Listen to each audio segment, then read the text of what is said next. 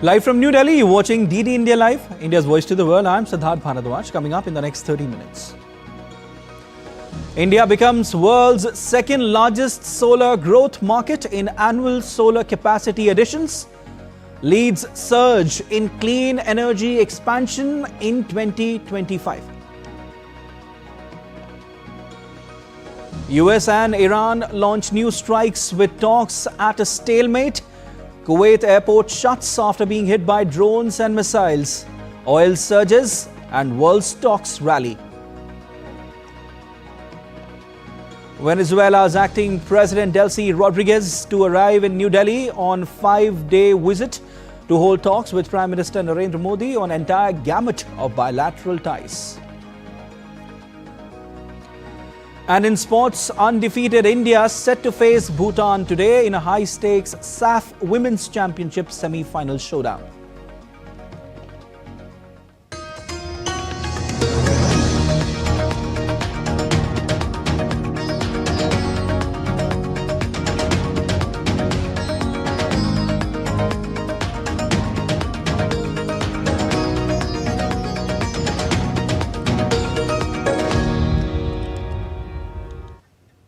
India's solar energy sector is setting global benchmarks, with the country emerging as the world's second largest solar growth market in 2025. In a post on X, Union Minister for New and Renewable Energy Prahlad Joshi said India has surpassed the United States in annual solar capacity additions, driven by strong policy support, innovation and world-class infrastructure. The country's clean energy transition continues to accelerate under the leadership of Prime Minister Narendra Modi, strengthening energy security and sustainable development.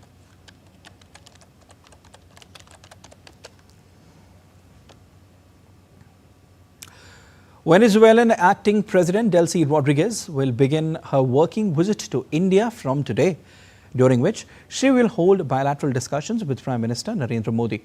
The discussions would involve the full spectrum of India-Venezuela relations and explore avenues for further cooperation in areas of energy security, trade and investment, pharmaceuticals, healthcare, transportation and renewable energy. Besides, the Venezuelan delegation will visit several sites connected with energy, pharmaceuticals and auto sectors to gain insights into India's technological and industrial capabilities and to explore opportunities for collaboration. Indian PSUs have made significant investment in Venezuela in the energy sector, and they are keen to explore opportunities for further enhancing their presence. India and Venezuela enjoy warm and friendly relations underpinned by cooperation in the energy sector, trade and shared commitment to the global south.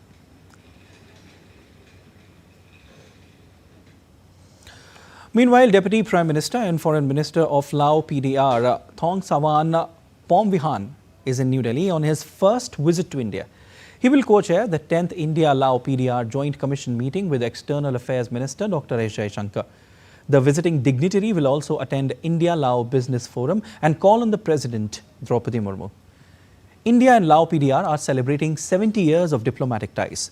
The visit will add momentum to the long-standing partnership between India and Lao PDR and further deepen cooperation across areas of mutual interest.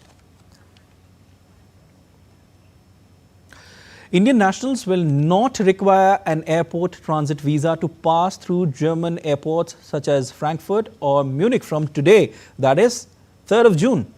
The German embassy said in a statement that Indian nationals will no longer need a transit visa when travelling to another country with a layover at a German airport. The lifting of the so-called airport transit visa requirement for Indian citizens was announced in the Federal Law Gazette on 2nd June 2026 and takes effect on 3rd of June 2026. The embassy also said the measure is expected to ease travel for Indian citizens transiting through Germany and contribute to greater mobility between the two countries.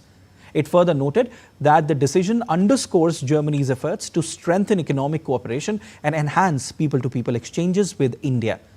In April, France removed the airport transit visa requirement for Indian nationals holding ordinary passports, easing travel for passengers transiting through French airports on their way to third country destinations.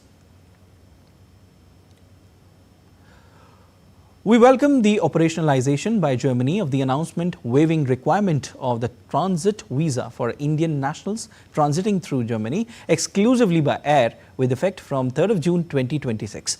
The announcement was made after discussions between Prime Minister Narendra Modi and Chancellor Friedrich Merz in January this year. This new arrangement would further enhance people-to-people ties between India and Germany. A joint anti-terror operation by the Indian Army, Jammu and Kashmir Police and the Central Reserve Police Force entered its 12th day on Wednesday in the dense forest areas of Gambhir Muglan and Dorimal in the Manjakote sector of Rajouri district. The operation, codenamed Operation Sheruvali, was launched following specific intelligence inputs indicating the presence of suspected terrorists in the region. The security forces were seen checking the ID cards of travelers and locals, conducting intensive search operations in the region. The move is aimed at ensuring that suspected terrorists remain trapped within the designated area while search teams continue their operations. Counterintelligence Kashmir is also conducting raids across multiple locations in the valley as part of an investigation into terror-related activities.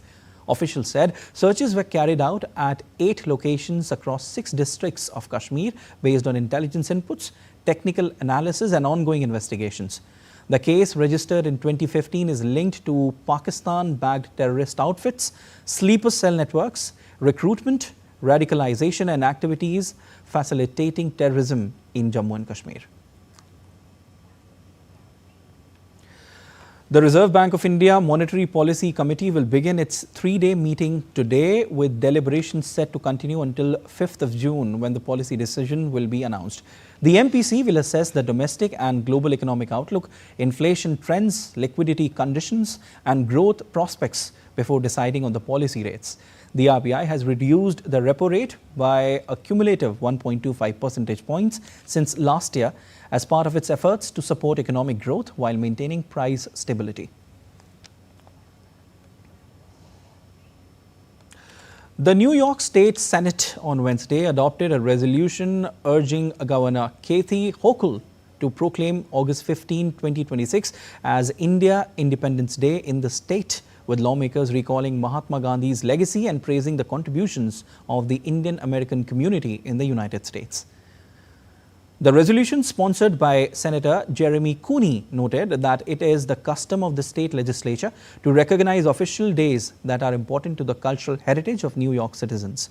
It highlighted India's Independence Day as marking the end of a 90-year struggle for civil, political and economic rights and self-determination. During the discussion on the resolution, several state senators hailed India's heritage, democratic values, Mahatma Gandhi's message of peace and the contributions of the Indian American community. Across the globe, Indians are making lasting impacts in their communities.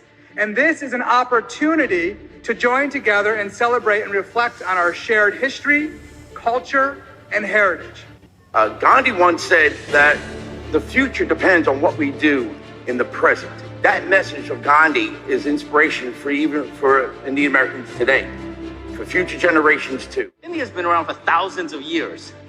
It's been a civilization, it's been a country, it has been a model of democracy for actually a lot longer than our country. But we celebrate the contributions of Indian Americans to our communities right here in New York and in the United States.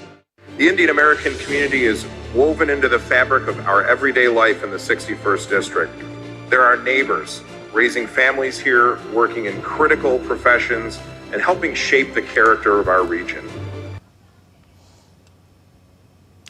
Kedarnath, one of India's holiest Hindu shrines, located in Uttarakhand, is now running a waste collection drive.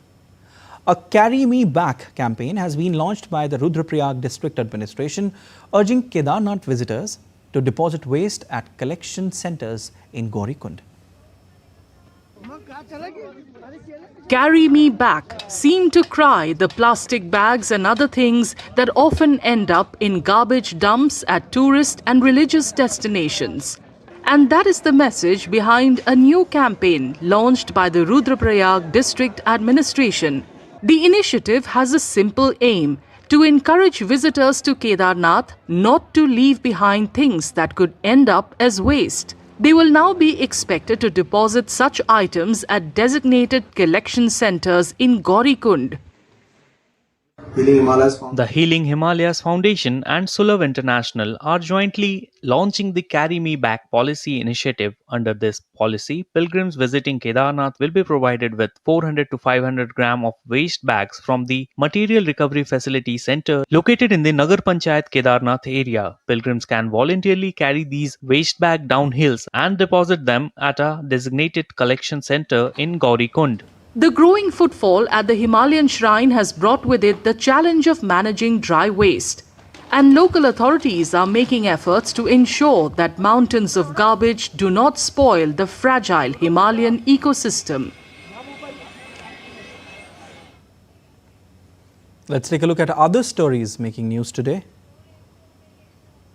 A special park is planned in Belupur, Varanasi that will blend culture, spirituality and modern development, featuring a vast, oxygen-rich green space, a community hub and 130-foot shivling as the centerpiece, surrounded by landscaped pathways, greenery and a laser show at a cost of 104 crore rupees. Fishermen in the Pamban and Rameshwaram sea areas have adopted air balloon technology to safely land and launch boats, improving safety and making marine operations easier in the region. Odisha's conservation efforts are showing results as tigress Jinath, relocated from Maharashtra's Tadoba Andhari Tiger Reserve, has given birth to 4 cubs in Similipal. The event highlights rising tiger numbers in the state and reflects strong administrative efforts to protect biodiversity. And we are heading for a short break. You stay tuned.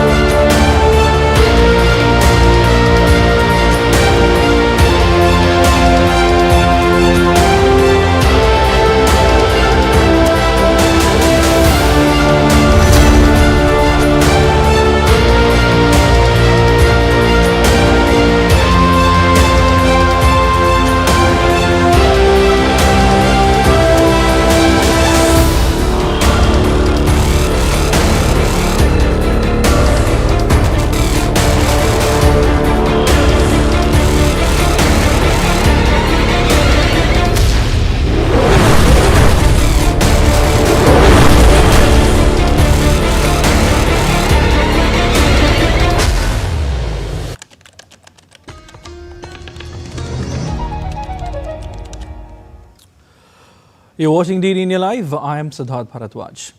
Tensions have once again escalated in West Asia after Iran carried out a drone strike on a passenger terminal at Kuwait International Airport, wounding several people and forcing air traffic to be suspended. Kuwait's Ministry of Defense spokesman, Brigadier General Saud Abdulaziz Al-Otaibi, described the attack as criminal Iranian aggression, which resulted in significant material damage to the building and injuries. The airport traffic was then suspended at the Kuwait airport. Earlier, 2 Iranian missiles fired at Kuwait fell short or broke apart en route, and 3 missiles launched at Bahrain were immediately intercepted by US and Bahrain air defense forces.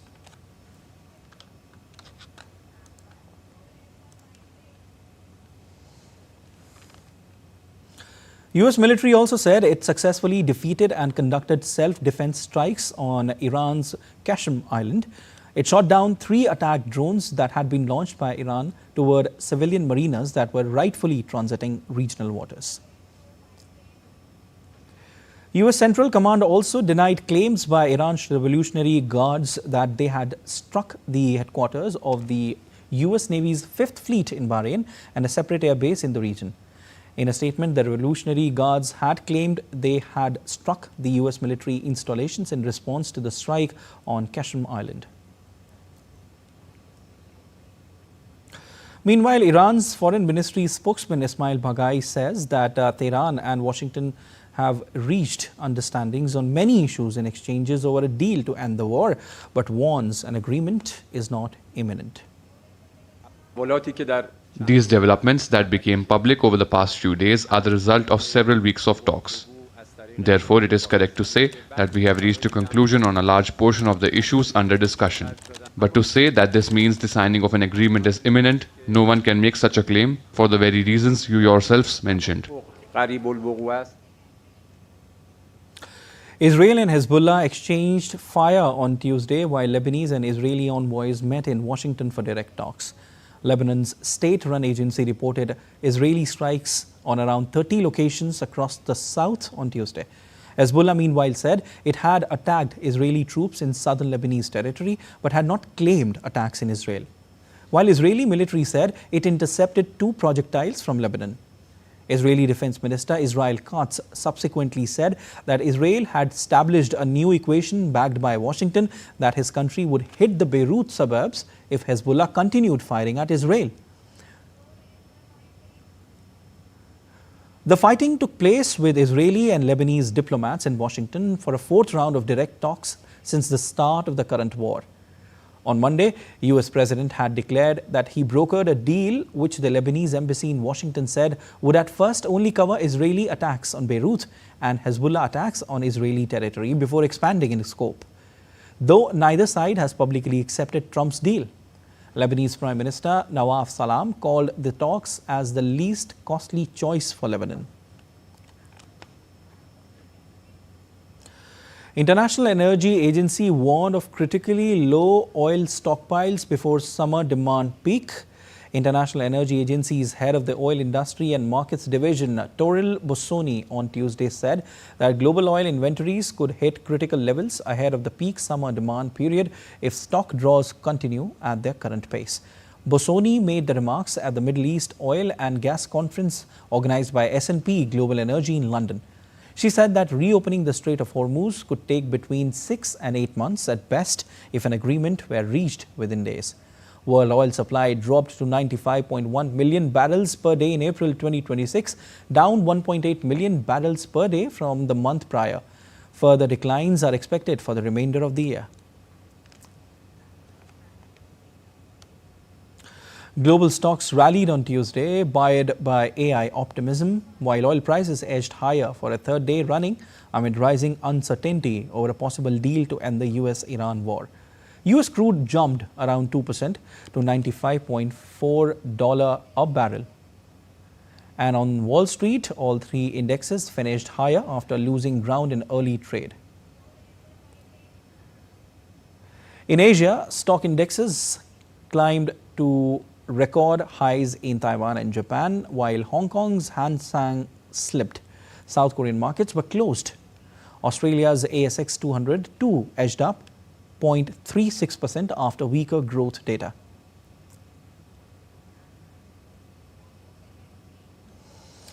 And news now from South Korea.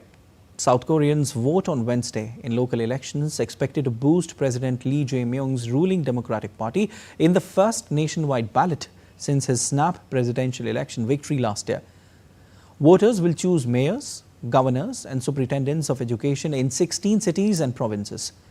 This election is widely seen as an assessment of Lee's first year in office and a test of whether the Conservative People Power Party can recover from the fallout of former President Yoon Suk-yeol's failed martial law bid in 2024. Lee's party already controls the presidency and parliament. Official results likely to be announced early Thursday.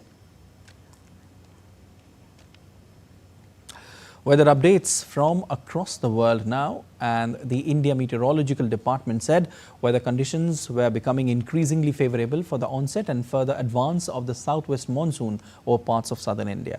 According to the Weather Department, the southwest monsoon was likely to set in over Kerala around June 4, with fairly widespread light to moderate rainfall, thunderstorms, lightning and gusty winds expected across the state. The IMD also said conditions were favorable for the monsoon's further advance into parts of the Arabian Sea, Lakshadweep Islands, Tamil Nadu and additional areas of the Bay of Bengal.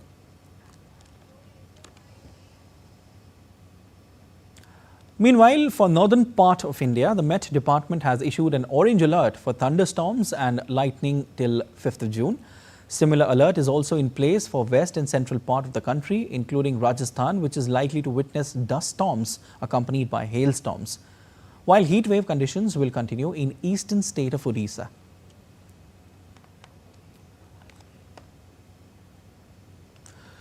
Tropical storm Jangmi brought torrential rain to Japan, causing flooding, travel disruptions and evacuation warnings in several regions. Heavy rainfall lashed Tokyo on Wednesday morning, with rivers including the Meguro River overflowing, while around 700 domestic and international flights were grounded at Haneda and Narita airports. Authorities also issued evacuation and landslide warnings in parts of Yokohama and eastern Japan, while at least 16 people were injured and thousands experienced temporary power outages after the storm swept through Okinawa on Monday. Time now for some sports news. And India will look to edge closer to reclaiming the SAFF Women's Championship crown when they face Bhutan in today's second semi-final at the Pandit Jawaharlal Nehru Stadium in Goa. The five-time champions entered the knockout clash in high spirits after topping Group B with maximum points. They opened their campaign with a ruthless 11-0 victory over the Maldives before comfortably blanking the defending champions, Bangladesh, 3-0. Further boosting the hosts' title hopes is the timely arrival of the star forward Manisha Kalyan.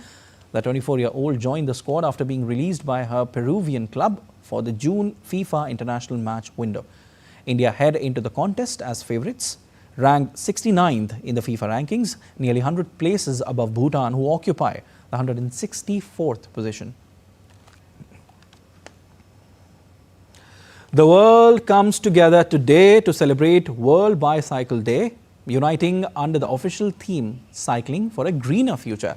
Celebrated annually on 3rd of June, the day, recognized by UN, highlights how bicycles reduce carbon emissions, improve health, and make cities more livable. The occasion is being marked across India with numerous cycling rallies. Cycling enthusiasts rolled through the streets of New Delhi, Lucknow, Srinagar, Rajkot and Golaghat to champion the bicycle as a tool for sustainable transportation.